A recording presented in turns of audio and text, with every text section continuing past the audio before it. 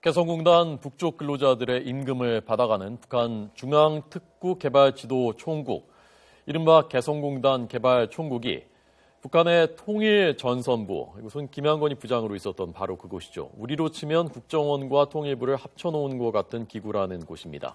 북한의 통일전선부, 통전부 산하기구라는 사실이 YTN 취재 결과 확인됐습니다. 사실을 취재한 김주환 저희 YTN 정치안보 전문기자, 그리고 북한 핵심 부서에서 일했던 김광진 국가안보전략연구원 연구위원 초대했습니다. 안녕하십니까? 네, 안녕하십니까? 자, 우선 취재 결과 어디까지 어떻게 확인된 것인지부터 좀 설명을 해주시죠, 김 기자께서. 일단은 우리가 이 개성공단에 들어가 있던 입주 기업들이 개성공단 우리은행 지점에서 그 급여를, 그러니까 이번 달 일을 했으면 다음 달 10일에서 20일 사이를 달러를 각 기업별로 이제 근로자 수만큼 개발 총국에 갖다 주죠. 네. 갖다 주면 이제 그거를 현금으로 갖다 주는데 이제 문제가 있었던 거죠. 달러로. 그것도 경화로 하면은. 그런데 이것은 이제 취재건데 여기서 현금으로 받아서 개성공단에서 평양으로 뭐 온라인 송금하는 시스템이 아닌 것 같고요. 그 매달 그 어느 정도 돈이 모아지면은 이 자체 행랑을 통해서 육로를 통해서 평양에 갖다 주는 형태였는데, 이것이 그냥 그렇게만 알고 있었죠. 그렇게만 알고 있었는데 이번에 최근 뭐 이렇게 통일부 장관의 발언 이후로 뭐 논란이 되고 있었지 않습니까? 그런데 이게 결국은 역시 최초 출발은 뭐 아니었는데 2002년 개성공업관리법에 따라서 북한 내각의 민경업 산하의 중앙특구개발총국으로 했는데 2009년 4월에 북한이 최고인민회의에서 이제 당 조직 개편을 하면서 기구 개편을 하면서 내각에 있던 것도 이제 흡수 통합해서 결국은 이것이 아태평화위원회라는 산하기구로. 그런데 우리가 그동안 뭐 남북관계가 좋을 때 아태평화위원회, 민족화합협의회, 뭐 미나협이라든가 뭐 이런 것이 사실상 별도의 민간기구라는 인식들을 사실 국민들이 갖고 있었지 않습니까? 그런데 이번에 이제 도표에도 보이다시피 사실은 저런 민간의 모자를 썼던 기구들이 사실은 통일전선부의 산하기구다라는 뭐 이런 결론에 이르렀습니다. 네, 그러니까 지금 저 표에서 봤을 때 조선아시아태평양평화위원회, 우리가 아태평화위라고 많이 들었던 그 산하로 그 개성공단 개발총국이 들어가 있었다는 사실이 확인됐다라는. 네, 그 사실 요 밑에 부속 기구들이 또 있어요. 더 있는데 지금 저희가 이제 방송상 그 큰 덩치 큰 이제 산하기구만 이제 표현을 한 겁니다. 네. 그러면은 이게 통일전선부 산하에 아태평화위가 있다는 사실이 이번에 확인된 겁니까? 아니면 아태평화위 산하에 그 개성공단 총국이 포함되어 있다는 사실이 이번에 확인된 겁니까? 둘 다 사실은 기존부터 있었죠. 이 사실은 그렇게 편제가 돼 있었는데 김영 같이 그 북측에서 한때 일했던 분들은 이게 너무나 당연한 것이고 그것이 이제 제가 만났던 어떤 인사는 그게 왜 뉴스거리가 되냐라고 할 정도로 당연히 통전부 산하인데 왜 그게 지금 와서 뉴스거리냐. 그런데 우리는 제가 앞서 설명드렸다시피 우리의 인식의 틀이 그렇게 전개가 안 됐던 거죠. 별개였고 이거는 뭐 이게 대남공작하고 전혀 관련이 없는 순수 남북 민간경협, 민족경협협의회 차원에서 이루어진 순수한 굉장히 순수한 분야다라고만 인식이 있었는데 그 우리 기존의 통념이 깨졌다 이렇게 보면 될 것 같습니다. 어떻게 확인된 겁니까? 뭐 근거가 있습니까?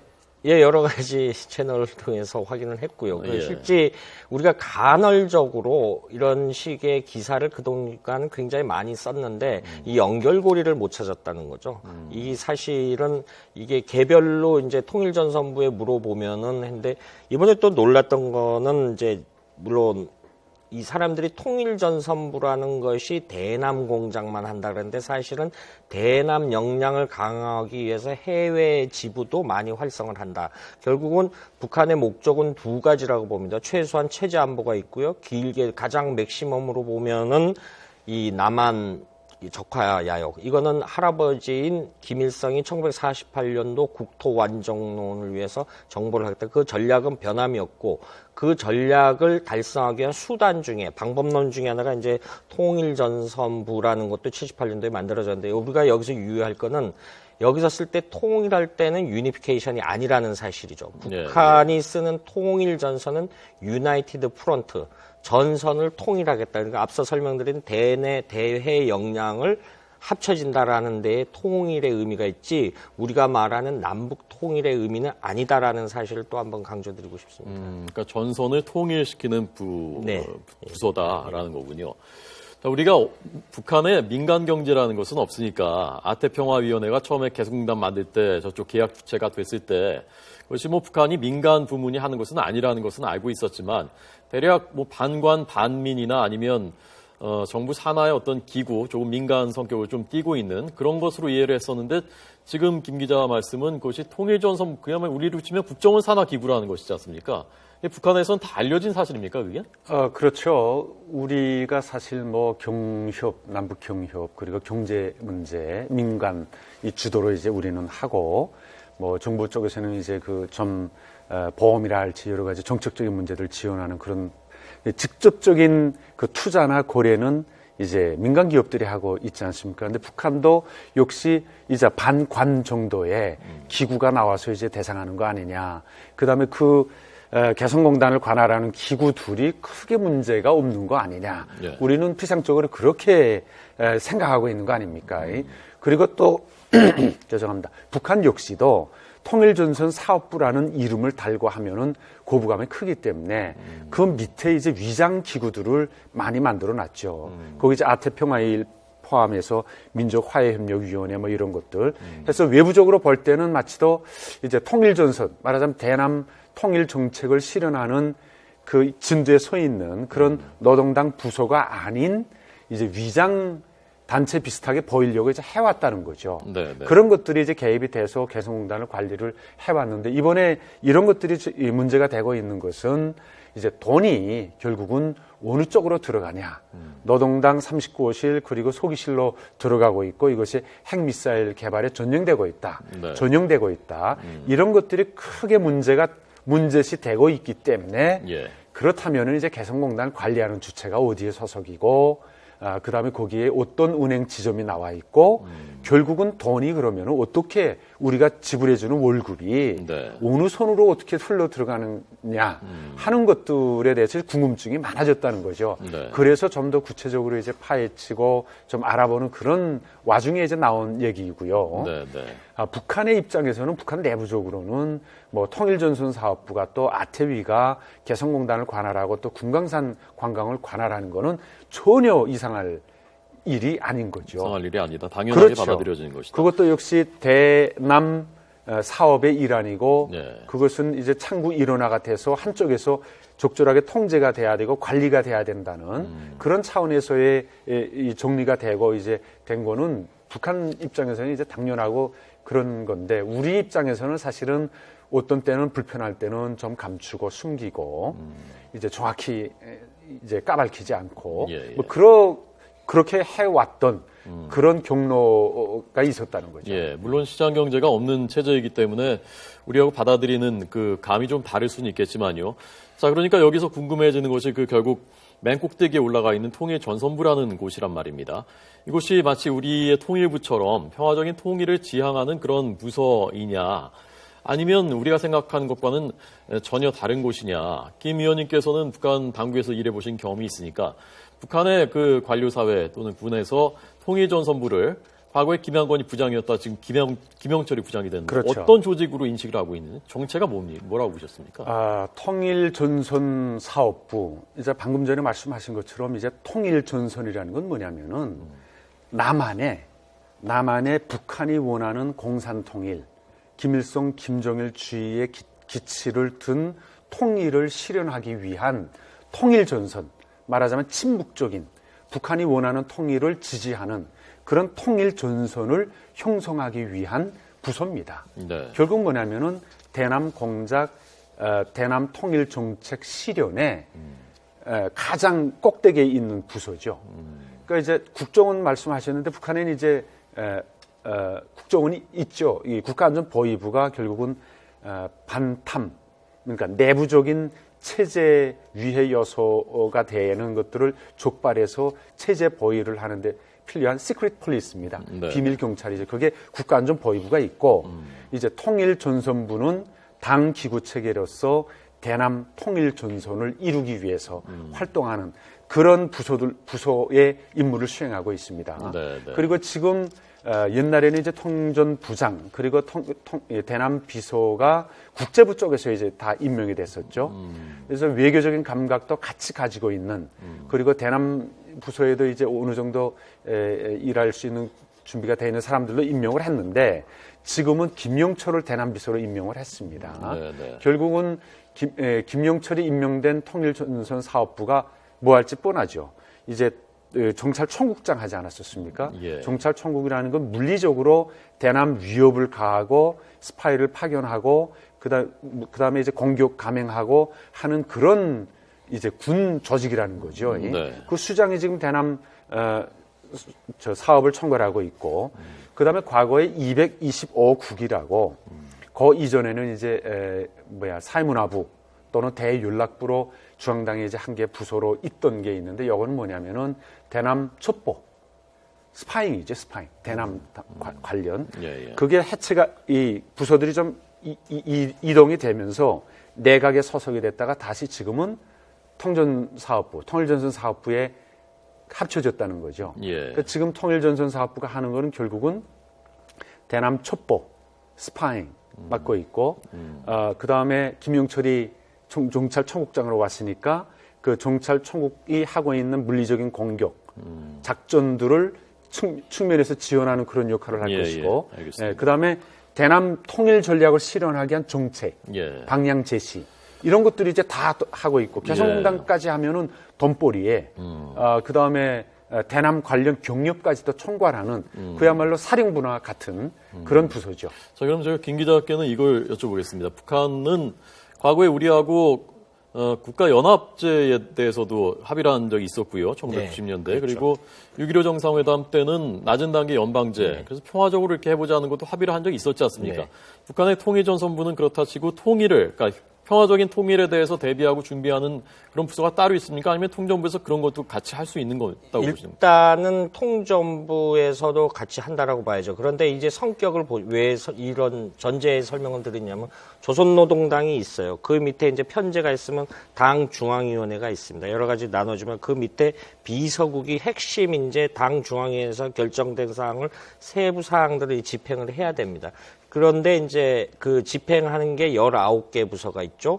그 중에 하나가 통일전선부가 들어가는 거죠. 우리가 이제 흔히 말하는 뭐 조직지도부가 있고 뭐 여러 가지 북한도 이제 돈을 필요하니까 뭐 재정경리부가 당 간부부가 있고 뭐 이런 형식인데 그런데 이 협의체가 사실은 우리 내각처럼 통일부에서는 통일 얘기만 하고 외교부에서는 외교만 하고 우리 과학기술부에서는 과학 얘기만 하는 것이 아니라 북한은 당 일체 국가라는 면을 잊지 말아야 된다는 거죠. 근데 항상 이제 일부 시각은 북한의 체제를 우리식으로 이해하려는 버릇이 있으니까 앞서 설명드린 그런 것들이 이해가 안 되죠. 지금 말씀하셨던 그런 평화체제 논의도 아마 당 중앙이라든가 이런 그 핵심 인층에서 어떤 전략을 하면 실제 실행하는 거는 지금 뭐 군사적인 분야는 정찰총국이 관여를 할 수 있는 거고 이런 부분이 합쳐진다라는 거죠. 그래서 다시 정리를 들으면은 강론적으로 우리처럼 생각하면 북한은 절대 굉장히 이해가 안 된다라는 기구라는 것이 이제 전문가들의 일관된 의견입니다. 네. 그러니까 기본적으로 통일전선부는 평화적인 통일을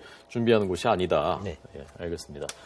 자, 이 평화협정 얘기가 나오고 있기 때문에 제가 더 이걸 여쭤본 건데요. 그동안에 기본적으로 우리는 평화협정 하면은 주한미군 철수를 깔고 있다고 보기 때문에 적어도 비핵화 되기 전까지는 논의할 수 없다는 거였는데 북미 간에 이것을 합의했었다. 이걸 논의하기로 하는 게 월스트리트 저널이 미국의 무슨 뭐 이름 없는 신문이 아니지 않습니까? 네. 유력지인데 그렇게 보도를 하니까 굉장히 파장이 일고 있단 말입니다. 네. 어떻게 보셨습니까? 우선 김 기자께서는. 그 기사를 꼼꼼히 봤어요. 그런데 이게 핵실험 이전에 했는데 사실 그 배경을 보면 연말에 뉴욕 채널을 위해서 논의를 해보자라는 거였고 이 어떤 핵실험을 하기 위해서 미국 역시 우리 정부가 일관되게 요구하는 비핵화가 된 다음에 뭐 논의할 수 있다 이런 2단계론을 언급을 한 것 같은데 그런데 그 당시 연말에 시대적 남은 미국 워싱턴 일가나 이런 전문기관에서 오바마 행정부의 이른바 전략적 인내심은 사실상 북한을 방치를 하는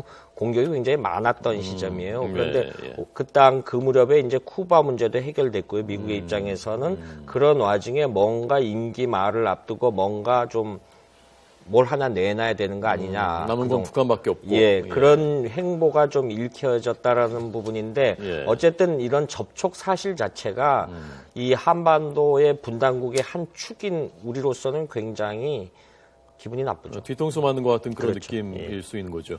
의문은 만약에 그 월스트리트 저널 보도대로 그런 문제가 합의가 됐었다면 북한이 왜 그 합의가 되고서 며칠 뒤에 핵실험을 해서 판을 깼겠는가? 그것은 여전히 남아있는 의문 아닙니까?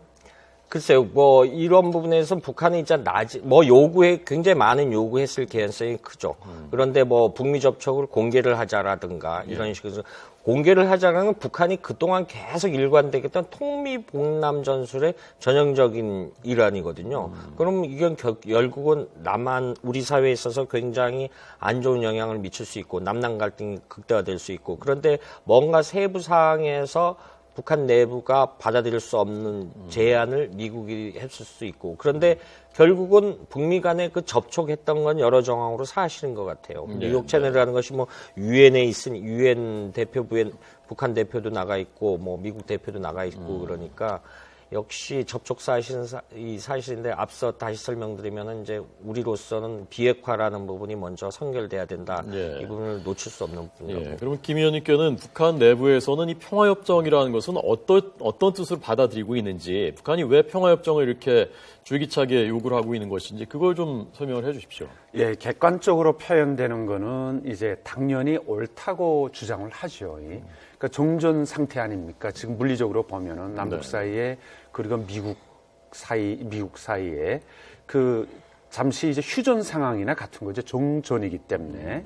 그러니까 이걸 이 비정상적이기 때문에 이걸 평화 협정으로 바꿔놔야 된다, 빨리. 그래서 이제 평화 정착, 한반도 영구적인 평화 정착에 기여하도록 해야 된다.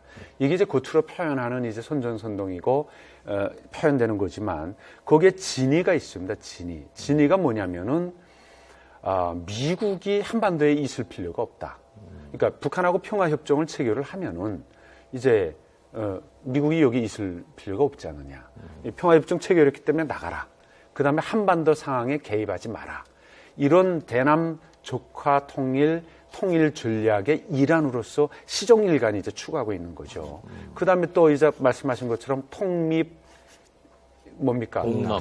통미봉남이죠. 예. 그러니까 우리를 완전히 배제시키겠다는 겁니다. 소위 미국하고 딜해갖고 이제 한반도 통일은 자기들이 주도해서 한다. 뭐 이런 거죠. 그 다음에 또 그것으로 해서 또 남남 갈등을 일으키고 그 여러 가지 목적이 있는데 이제 문제가 되는 건 뭐냐면 그렇다면은 평화를 추구하는 북한이 비핵화의 용의가 있냐? 네. 우리 과거에 많이 남북 기본 합의서도 그렇고 비핵화 선언을 하지 않았습니까? 그 다음에 육자회담을 통해서도 합의들이 여러 번 나왔는데 시종일관 원하는 건 비핵화죠, 한반도에. 그게 기초한 이제 평화 체제입니다. 네, 네. 그게 평화 협정이고요. 그 다음에 또 우리가 당사자이기 때문에 평화 협정이 이 당사자가 돼야 된다. 이런 그 입장 아닙니까? 근데 이런 것들이 이제 무시하려고 하고 있고, 북한은 계속. 그 다음에 미국하고만 하겠다. 예. 비핵화는 뭐 논의의 여지가 없다. 이런 식으로 나오기 때문에 문제가 되는 거죠. 예, 과거에 평화협정 얘기 나왔던 게 2005년 9.19 공동성명하고 2007년 남북정상회담 때 14선언에서 비슷한 경우가 나왔었고요. 9.19 공동성명 때 사실은 전제가 있습니다. 역시 한반도의 9.19 공동성명이 2005년 9월 19일 날 해결을 6개 항으로 해서 이제 관련 당사국이 6자가 참여해서 합의를 하죠. 이번 네 번째 항에 그런 비슷한 조항이 있습니다. 그 잠깐 읽어보면요.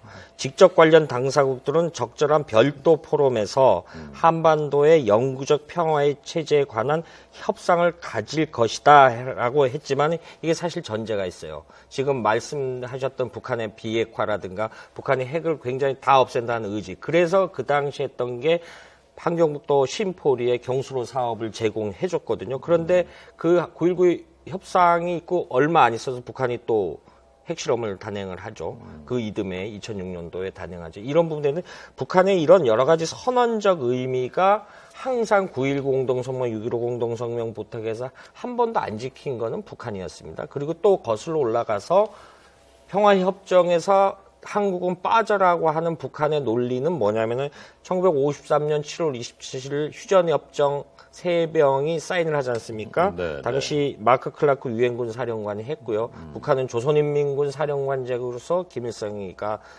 사인을 하고요. 그 다음에 팽덕하이 중국 인민지원군 자격으로 우리는 빠졌어요. 그 당시에 빠질 수밖에 없었던 거는 개전 초기에 작전 통제권을 미군에 주는 바람에 우리가 전쟁에서는 그 당시 이겨야 되니까 이런 부분이 있었기 때문에 당사자가 아니다라는 게 북한의 일관되긴 주장인데 제가 볼 땐 이 평화협정 논의는 최근의 일이 아니고 북한이 굉장히 일관되게 주장해왔던 그런 거다라고 보면 될 것 같습니다. 네.